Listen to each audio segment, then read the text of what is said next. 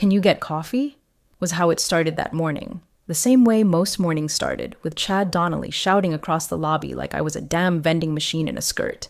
And just like that, every fresh MBA intern with a Patagonia vest and a minor in condescension would snicker and go back to pretending their slide decks weren't plagiarized from Medium articles. I stood up anyway, smoothed my cardigan, and walked to the kitchen like I didn't want to burn the whole place to the ground. That's what they don't teach in HR onboarding, how to swallow disrespect so cleanly it looks like professionalism. I've been here longer than the espresso machine they worship, but to Chad, I was still just staff. I wasn't always this quiet. Back when this company fit in one room and the founder still thought compression logic was a type of laundry cycle, I had a voice. I used to code after hours, sketch machine learning frameworks on napkins, and troubleshoot prototype malfunctions while some of the men now wearing key cards were still Googling how to compile. But somewhere between Series B and Chad's smug promotion, I became invisible. Not fired. Just absorbed. People don't notice the doormat after they've stepped on it enough times. He smirked that morning, same way he always did. "Extra oat milk this time, Clara. My stomach's not a fan of dairy lately." I could have told him what his stomach shouldn't be a fan of was his personality, but I nodded and walked off. Again, I watched my reflection in the microwave door as the machine groaned. Same tired curls, same Clara badge, same fake smile. Yet here's what they don't know. I don't just fetch coffee. I sign off on every NDA. I'm the gatekeeper to every secure visitor entry, every hard copy brief, every internal deck they discard in the recycling bin like no one reads it. I read it. I read everything, including the original patent filings I submitted under my name when this place didn't have a legal department yet. They told me back then, just draft it up. Legal will clean it later. Legal never did. I did. Through my LLC, clean, copyrighted, indexed, time-stamped. Mine, and I kept doing it. 46 times. By the way, if you've made it this far, it would honestly mean the world if you hit the like button and subscribed. I know 97% of folks listening don't, but it really helps the team keep bringing you stories like this. Just a quick tap. It motivates more than you know. Now, back to it.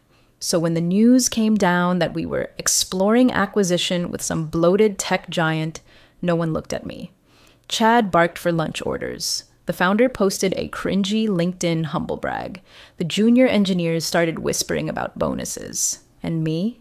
I prepped the conference rooms, sure. Printed the briefings, labeled the bottles, checked the damn light bulbs. But I also opened a dusty file on my desktop, Mitchell Law IP reversion.docx, and set a tiny digital post-it to pop up 3 days from now. Trigger clause upon diligence, it read, because coffee goes cold, but contracts, they age like wine. The email went out on a Tuesday at 7:03 a.m., subject line, exciting next chapter. Chad had attached a pixelated JPEG of champagne flutes and written 3 full paragraphs about how our nimble innovation had attracted major league attention from a top-tier tech conglomerate.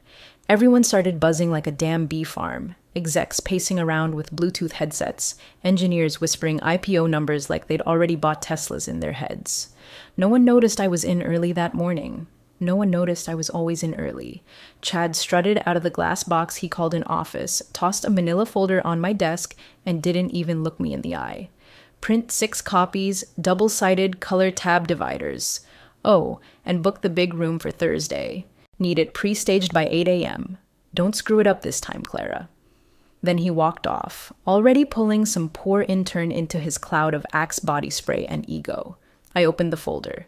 Internal strategy briefings, fiscal summaries, technical architecture diagrams. Most of it cribbed from old files I'd archived months ago, then quietly updated when the kids with job titles like AI evangelist forgot to save version history. Funny thing about people who assume you're stupid. They don't realize they're giving you the ammo. That morning, as I fed the printer 32-pound mat stock and punched holes like my life depended on it, I watched them arrive. The buyer's team. 5 of them, decked out in sleek black suits and the kind of glasses that say, "We just flew in from somewhere important." They walked right past me. Not a nod, not a smile, not even a blink. I could have been a coat rack. I held the door open anyway. It's what we do. We smile through the erasure. By noon, Chad was holed up with them in the glass room, waving his arms like he invented oxygen. I kept refilling the sparkling water and wiping down surfaces between meetings. I could hear bits of their questions through the frosted panels, terms like attribution architecture, compression lineage, licensor constraints. I recognized all of it. I wrote most of it. But to them, I was still just the one who forgot to refill the LaCroix. No problem. When I returned to my desk, I opened my email and typed one line to myself. Subject. Reminder. Body. Trigger IP clause upon diligence. I hit send. A ping sounded. Clean digital breadcrumb. Funny how a single clause, filed years ago, buried in a backdated agreement, can sit there dormant like a fuse, waiting, watching, just like I had been. That night, as the office emptied out and the glow of Chad's glass office dimmed, I stayed behind. Refilled the printer tray, organized the presentation clicker. Then I reopened that Word document from part 1, scrolled to the clause at the bottom, read it once, read it twice. In the event of acquisition, all rights revert to Clara Mitchell, primary inventor and retained licensor, should attribution be omitted or employment status changed prior to contract finalization. Still there, still signed, still mine. The first time I explained entropy-based compression to the founder, he blinked twice, nodded slowly, and said, "Okay, but will it look good in a pitch deck?" That was 7 years ago. We were still in a crumbling WeWork, sharing Wi-Fi with a doggy daycare and a CBD startup that played whale noises in the hall. He had vision. I'll give him that. But he thought neural networks were literally brain cells on a graph. I was brought on as a temp. That's what the invoice said. Temporary contractor, admin adjacent. But I knew what they were building, or trying to build. Their prototype ran like a lawnmower full of pudding. The logic was bloated, the inference layers were stitched together like a toddler's blanket, and the compression model? Let's just say if you uploaded a cat photo, you got back a soup of static and regret, so I stayed late. Sketched out cleaner logic on the back of scrap code printouts, ran optimization tests on my old ThinkPad in the break room while waiting for security to do their midnight sweep. No one asked me to. No one thanked me either. But after the 5th time the founder looked at me with that deer in the pitch meeting look, I offered him a deal. "I'll write you a core structure," I said. "Under my LLC, you can license it. No charge for now, but I retain authorship and ownership." He blinked again, this time faster. "Wait, you have an LLC?" "Yeah, I had an LLC, Mitchell Core Systems, registered 2 years prior. Quiet little entity, just in case someone underestimated me hard enough." I slid him the papers. He signed. Over the next 18 months, I wrote the spine of the entire compression engine. Bitrate optimization, error-tolerant storage paths, recursive chunking, all mine. Each module attributed properly. Each line time-stamped. Patent drafts saved, cross-referenced, filed one by one, 46 in total, each one under my name, not the company's. Every time someone said, "Great job, dev team," I smiled and updated the ledger. Every time they posted a product update on LinkedIn without a whisper of credit, I opened my patent management portal and clicked continue. I wasn't chasing applause, I was building armor. When the Series A term sheets came around, the CFO offered me stock options. Big smile, lots of talk about upside. I declined. "I'd prefer a licensing clause," I told him. "Ongoing, renewable, attribution required, reversion upon sale or termination." He didn't understand half the words, but legal shrugged and stapled it to the back of my temp agreement. No one noticed. No one ever does when you're a ghost in a filing cabinet. I watched a dozen fresh-faced engineers cycle through.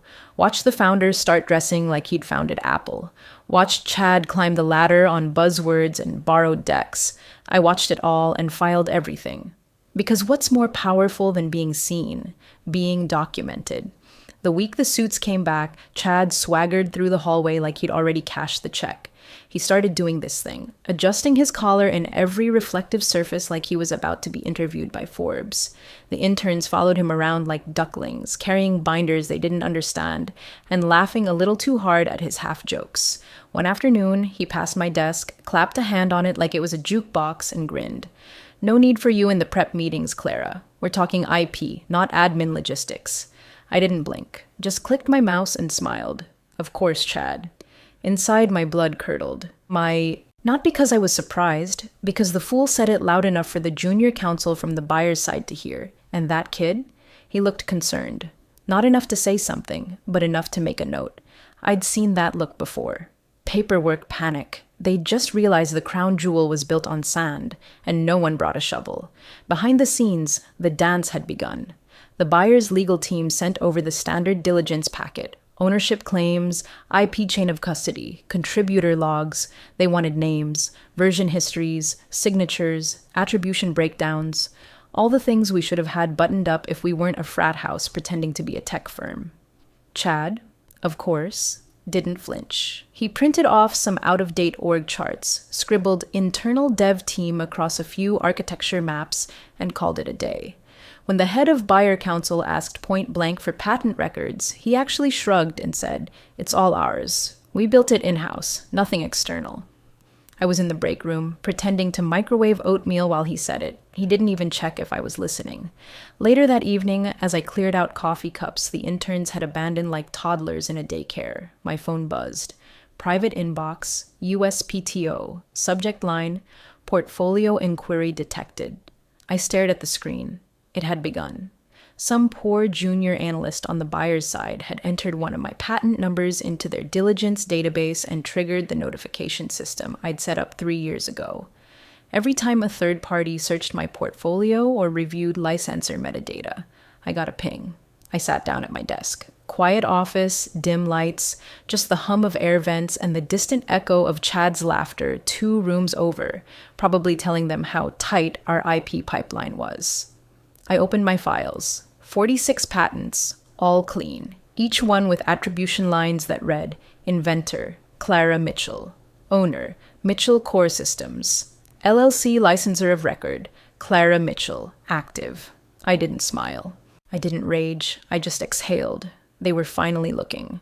And when they got past the PowerPoint theater and frat boy confidence, they'd find me. All over everything. Like a ghost. A ghost with receipts. They paused the meetings. That's how it started. The buyer's legal team had been nodding along all week, sipping overpriced cold brew, letting Chad run his mouth like he was the second coming of Jobs. But when they asked for a full breakdown of the machine learning compression stack and Chad handed over a 3-page summary with half the words spelled wrong and 0 attribution, something shifted. They didn't argue. They didn't even frown.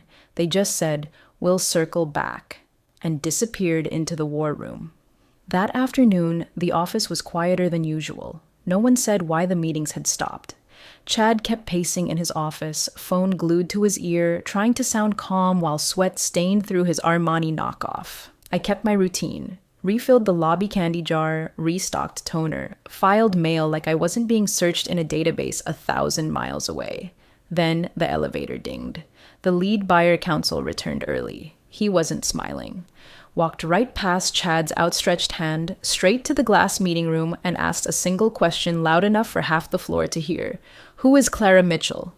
The silence hit harder than a car crash. Chad actually turned around like he was expecting to see a different Clara Mitchell standing behind him. When he realized I hadn't vanished into mist, he gave the dumbest laugh I've ever heard. "Oh, Clara? That's just clerical. Admin staff. We've got her on reception." Counsel didn't even blink. He opened a folder, slid a printout across the table, and tapped his pen. "This is a list of 46 registered patents," he said, "filed over 6 years, all related to compression architecture, all tagged to Mitchell Core Systems, which she owns, and which licenses your core algorithm. Not the company, not you. Her." Chad's face went white like he'd seen a ghost crawl out of his CRM dashboard. "That can't be right," he stammered. She's not engineering. She answers phones." "Apparently," counsel replied, "she also owns your engine." I didn't move. I didn't speak. Just stood there, silently watching from the edge of the hallway as the walls began to fold in on Chad. For years, I'd lived beneath his smirks and sideways comments. "Can you run copies? Are you even technical? You're sweet, Clara, but stay in your lane." Turns out, the lane led straight to his coffin. In that moment, I felt it. Not joy, not revenge, just power. Cool, Quiet, undeniable. I was no longer invisible. I didn't need to say anything. The paper said it for me, the engine was mine, always had been. They just finally bothered to read the footnotes. They summoned me like a problem to be fixed. I got the email at 7:19 a.m., subject line, urgent, attribution clarification. The kind of tone that says we thought you were a paperweight, turns out you're a legal bomb. They didn't ask. They didn't say please. Just be in conference room A in 10. I took my time. The air in the hallway was thick, like everyone suddenly remembered I existed and didn't know how to look me in the eye. Chad was already inside when I arrived, face flushed, collar damp, mumbling legal terms he clearly didn't understand. The founder sat stiffly in the corner like a kid waiting for the principal. And then there were the buyers, stone-faced and done with the theater. I walked in holding one manila folder. Sat down, no notes, no laptop, just the folder. The buyer's lead counsel cleared his throat.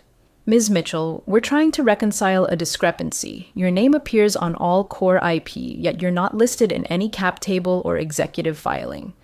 I didn't respond right away. Just opened the folder, pulled out the document, and placed it in the center of the table like I was sliding a chess piece. This is my licensing agreement, I said. It grants the company non-exclusive rights to use the compression models developed under Mitchell Core Systems.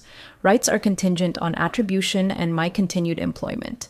Clause 6.3 outlines reversion triggers, including exclusion from acknowledgement in material events, like, say, an acquisition. No one moved. The only sound was Chad's ridiculous swallow, loud, panicked, almost cartoonish. Buyer counsel read it once, then again slower. His eyes stopped mid-page. Clause 7, he said, names you as sole licensor. Yes, I replied. And this clause, he pointed again, means if you're terminated or not credited, the company loses rights to all 46 patents? Correct. The founder inhaled sharply. Chad started to speak, but buyer counsel cut him off with a glare that could have stopped a train. This entire deal, he said flatly, rests on her terms. I leaned back. No gloating, no revenge grin, just posture. I'd been treated like furniture for 7 years, so I made sure to sit like mahogany, solid, unmoving, worth more than they thought. They scrambled, offered to revise, apologize, clarify. I let them. What I didn't tell them yet was that I'd anticipated this, that I'd drafted the licensing clause with 3 independent attorneys, updated it annually, and filed confirmation letters with every USPTO submission. I'd even paid for a third-party audit of the IP ownership trail 2 months ago, just in case. Because when people treat you like a fixture, they assume you'll never move. But fixtures can hold buildings together, or they can crack the foundation. In the chaos, no one asked how long I'd planned it. No one asked why I'd never said a word. And honestly, I wouldn't have answered. Ice in the veins. No need for heat when the paper already burns. Chad cracked. It didn't happen all at once. It was a slow, glorious unraveling. First came the frantic denial, then the raised voice, then the sheer desperation leaking out of every pore like a bad cologne. I was walking back to my desk when I heard him bark across the hallway. She stole that code. She was admin staff. She took notes. She didn't invent anything. Half the floor froze. Even the intern who never looked up from his dual monitors glanced over. The buyer's counsel didn't flinch. Neither did ours. They'd already done the audit. They'd reviewed the timestamps, the authorship logs, the LLC filings, and the chain of custody for every submission. My name was everywhere, his wasn't. She's the only valid inventor of record, the buyer's counsel said, as flatly as if reading off a parking ticket. Chad's mouth moved, but no words came out. In the silence that followed, I walked past the glass wall of the conference room and made brief eye contact with the CEO. He looked like a man watching the plane go down with his entire retirement portfolio on board. A few minutes later, he stepped out, approached me gently, no smugness, no pretense, and said the one sentence I never expected to hear from his mouth. Clara, could we discuss new terms for the license? I didn't blink. Of course. We met in the small boardroom. No suits this time, just me, the CEO, and the echoes of panic from the other room. I slid over a new copy of the license agreement. Clean, updated, merciless. Terms: 2.4% royalty on all use, retroactive to the first commercial release. Formal title, Chief Patent Officer. $437,000 in back pay based on consultant equivalent market rates over 7 years. Equity vesting at 1.5% in the acquiring entity, locked at closing. The CEO looked up at me after the third page. His hands were trembling slightly, but he didn't argue. We'll get it signed. I nodded once and left him there to process it. On the way back to my desk, I stopped by Chad's office. He wasn't inside, probably off somewhere trying to make a lawyer believe in magic.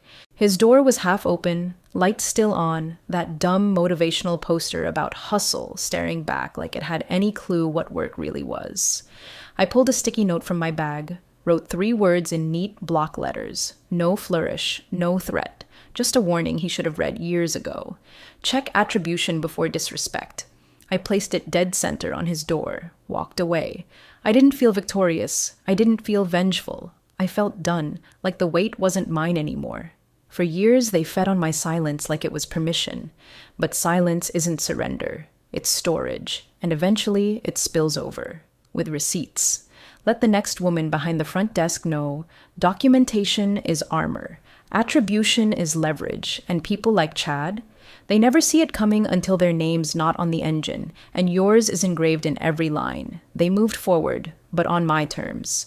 The acquisition that once had Chad chest-thumping through every corridor was now a quieter affair, negotiated behind closed doors where my name was printed in bold. Every document that crossed the table had a new column, Mitchell license clauses, required compliance. The buyers didn't question a single item. They knew what was at stake. They'd seen the patents, the filings, the chain of ownership lined with my signature. They weren't just buying a company anymore, they were licensing me. Final agreement? Done. All 46 patents still mine. The compression engine, the licensing terms, the attribution clauses, preserved. The clause that once sat quietly at the bottom of a forgotten document was now front and center, the spine of a $210 million transaction.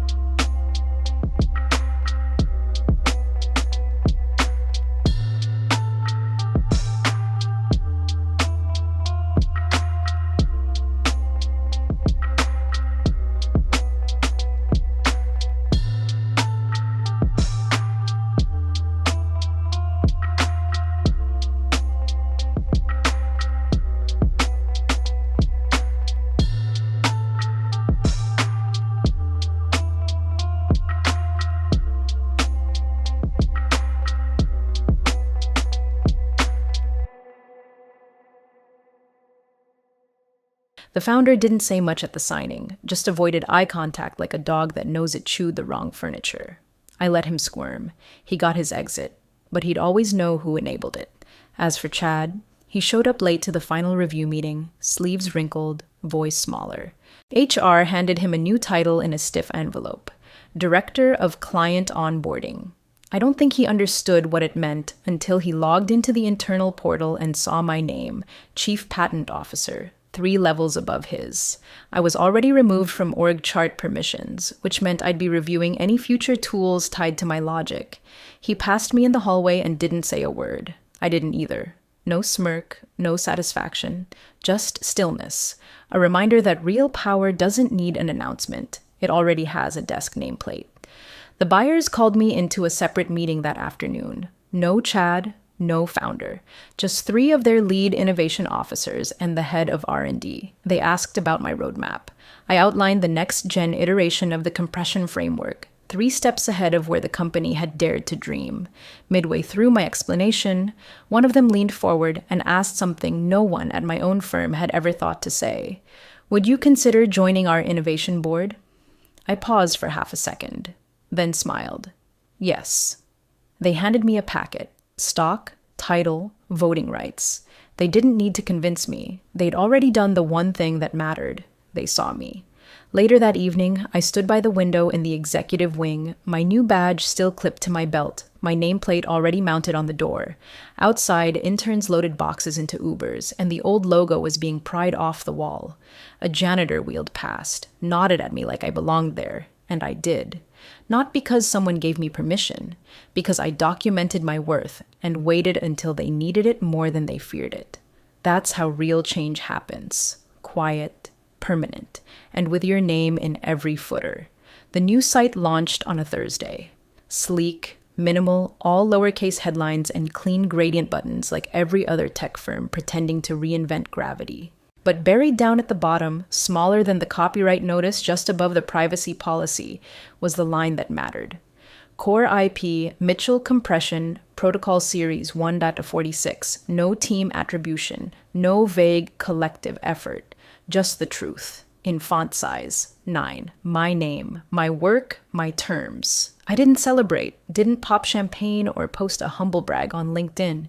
I just stared at the screen for a moment, then closed the tab. That was enough, because I knew that for every VC who skimmed the site, for every engineer reviewing documentation, for every analyst crawling through back-end specs, that line would linger. Mitchell, compression, 46 patents. They'd have to whisper it in meetings now, cite it in decks, explain it in future mergers. I didn't just leave a watermark. I left a wall, and they'd either build with it or bounce off of it trying. I moved offices the following week. New building, different floor, no more open bullpens or glass boxes for Chad to bark through. My new space was quiet, clean, window view, door that locked. Title on the plate, Chief Patent Officer. Just below it, the logo of the parent company. They got the engine. I got the control panel. They didn't ask me to give a speech. No press release. That was fine.